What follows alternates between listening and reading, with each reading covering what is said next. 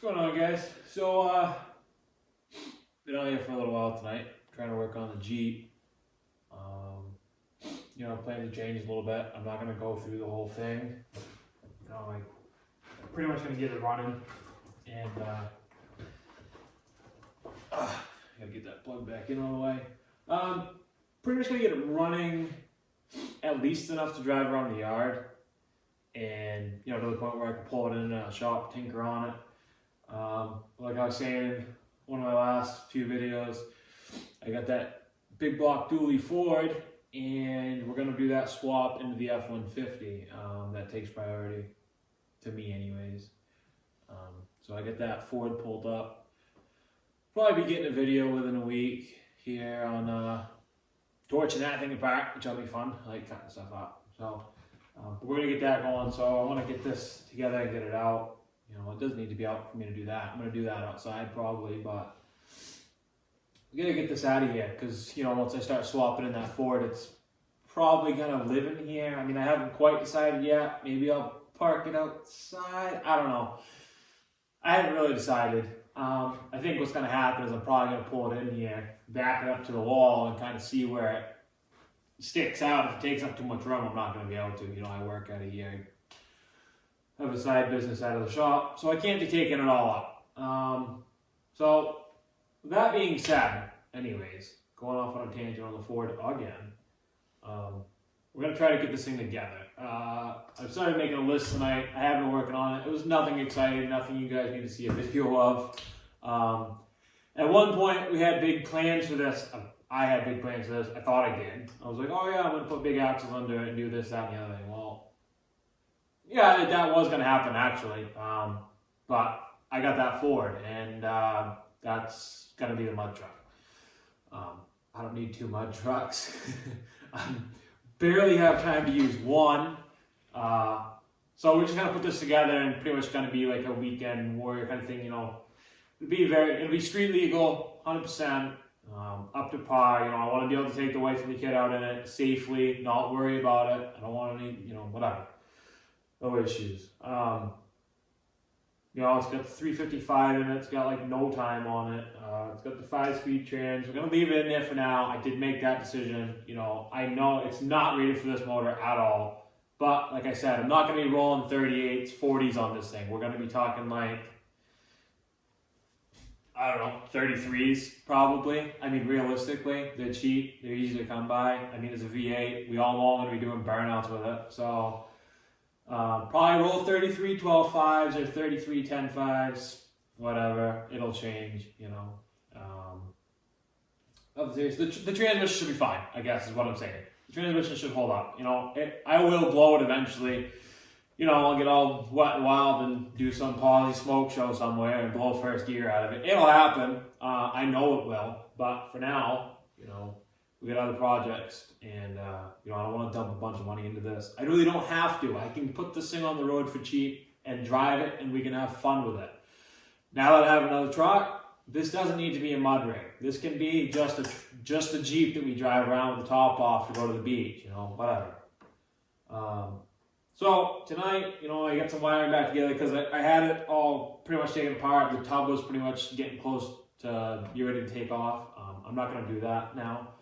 That was going to be for, some serious modifications to the frame and stuff to hold up to bigger axles and stuff. We don't need to do that. So I plugged in all the wiring, got the harness all back together, got the battery tray back in, got wires in, just miscellaneous crap, and then pretty much started going over it. I knew the brake lines were bad. I had started disconnecting them before, so we got to do some brake lines. I got the list here. We got to fill the battery in. I'm hoping. It's been in here for a little while. I don't know how long exactly. Oh, well, I think I put it in here last summer. Anyways, I'm hoping I can throw a battery in it tomorrow and it'll fire. I don't know if it's going to run great. It's got a Holley carb on it. I know they don't like sitting. I know last time I pulled it in, it was kind of spitting and sputtering a little bit. So, whatever. Hopefully it'll fire. If not, top of the list is going to be a carb rebuild. Not a big deal. Whatever. I can throw that together pretty quick. Carbs are easy. I got to make sure my temp gauge is working. I don't want to overheat this thing. Got to get my coolant lines back in, fill it with coolant, check the oil. I know it's like a quart low. I may just change it just to be safe. Got to do the brake lines. Carb. I got to check my interior wiring. I don't remember. I didn't get to that tonight. I'm pretty much making this video and going into bed. It's like 12:30 in the morning. But got to check my interior wiring. I don't know if I took any of that apart. Got to do some kind of exhaust. It's got headers on it. The exhaust it was on it is trash. I mean, it's such a joke. It's like crap AutoZone piping and freaking flux cord together. Like, I don't know. That'll pass for some people. It doesn't pass for me. So do the exhaust. Obviously, we're going to want to do something cool. You know, it's got a big 355 in it. You don't want to put some stupid exhaust on it. Probably something cool, a little noise. Nothing too loud. Fuel, kind of an ordeal with that, being that I don't know that I'm going to be able to make a rear drive shaft for this thing the way it sits. And I don't really know.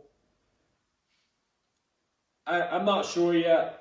I think what's going to happen is that we're going to end up getting a fuel cell, because what's going to happen with the axle, I'm going to have to push it back, which I want to stretch it anyways. I want to, I'll walk you over there and kind of show you. Now we'll come over this side. I'll show you over here. I kind of want to take the fenders and, you know, kind of, if it makes sense. I know probably a lot of you have seen it before. Chop it, bring it back around there, and bring the axle back. I want to stretch it, you know, pretty much cut that fender well out of there so we can move that rear axle back and stretch it. We'll extend the frame a little bit and stretch this thing right out. And I don't know if I'm going to get into the stretching the body, if I'm going to do it now or if I'm ever going to do it. You know, I've talked about it. I think it'd be really sweet, especially with the fuel cell going to have to go in the back there. Yeah, I don't know if we're going to stretch the body or not. I'm pretty sure I'm definitely going to have to stretch the, get you back up there. I'm going to have to move the rear axle back. That's just the reality of the situation. I mean, I know I was talking about in the other video, the drive shaft angle is out of this world. It's just not going to happen. So I don't know if it's really too big of a deal. The biggest thing is just going to be dealing with the fuel system. I'm not worried about moving the axle back at all. I mean, well, that's what I do. I'd hope I could handle welding a little more tube on there doing that. So, yeah. So that being said, if I figure out how to make a drive shaft, which I'm 99% sure it's not going to happen, I need to at least drain the fuel. It's been in there for years. It's junk. I need to drain it, replace it, whatever. But I'm pretty sure I'm going to have to do the fuel cell. There we go. Sorry. Blank. Like I said, it's quick as late. Been up all day. Working. So, moving on. Fuel cell, stretch axle, da-da-da-da.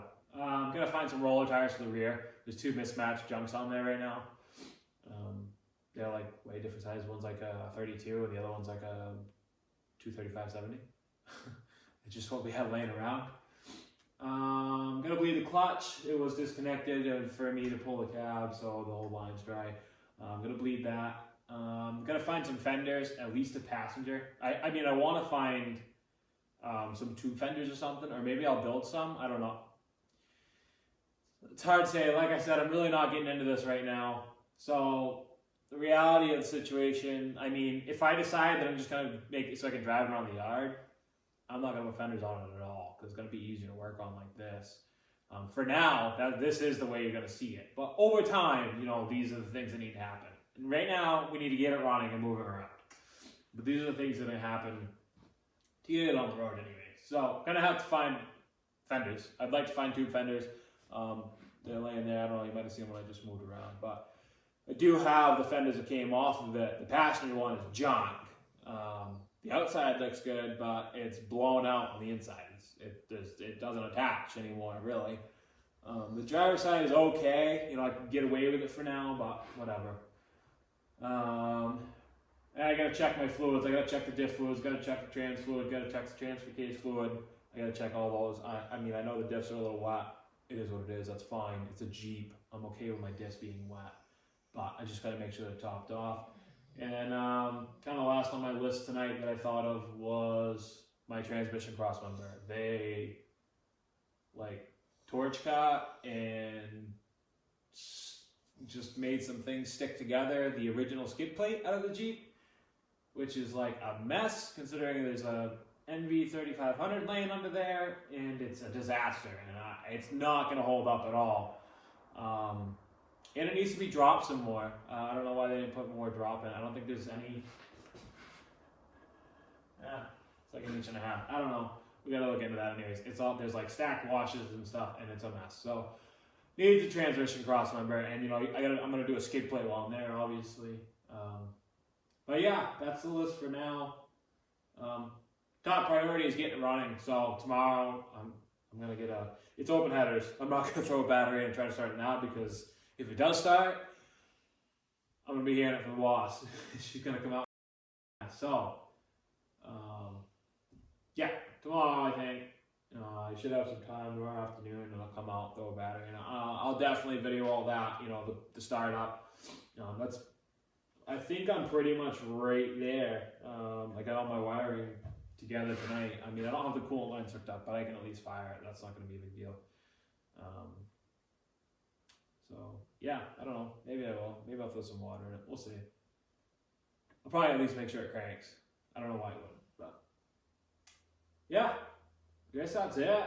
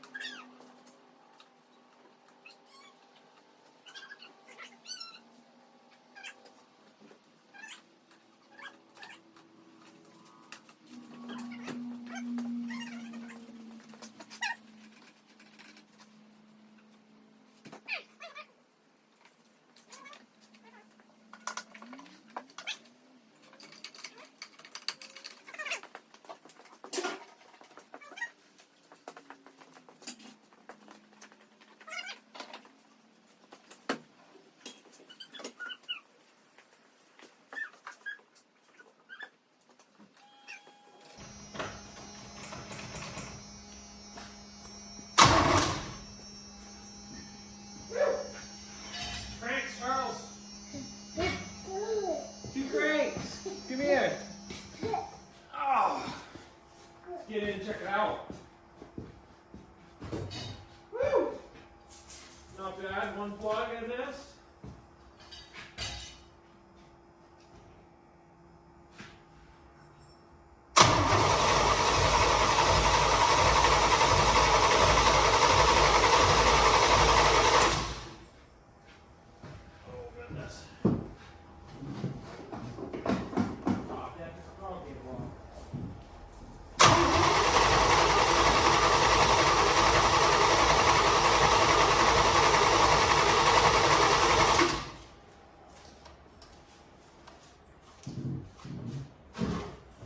It turns over. Great. That's what you wanted. Can you get his headphones? They're in the diaper bag in the back seat of the truck, please. This thing is like way too loud.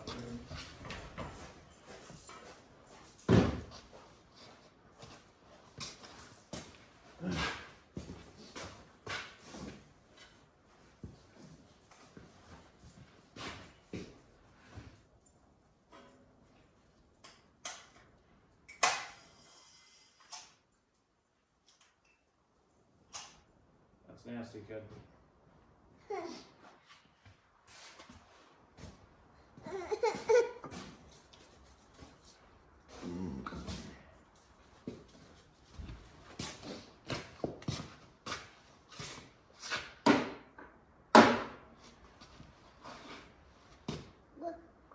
You want to explain to the camera why you're having a meltdown?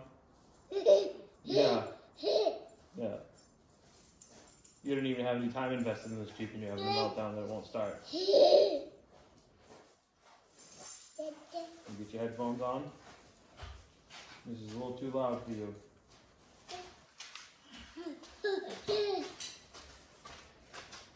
Come on. There we go. Jeep, please.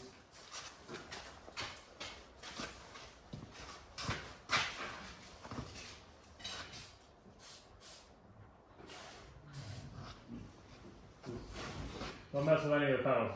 What? Don't touch any of the pedals. Okay. When it's in neutral, so don't touch shifter. Okay.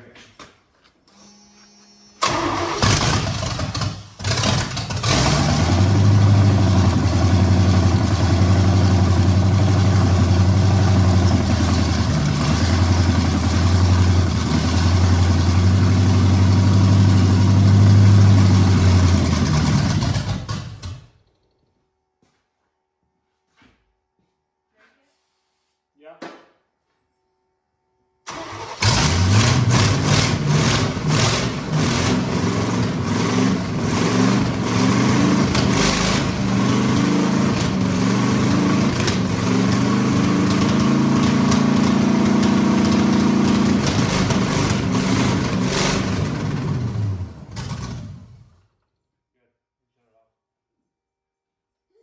It runs!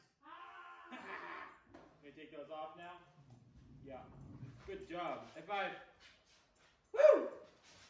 Yes! Good job keeping Still them on. alive. Bubba. That was a good job keeping them on. Thank goodness. We gotta clean that card, but you're alive. Woo! Get some hoses on, get some water in it. Yeah.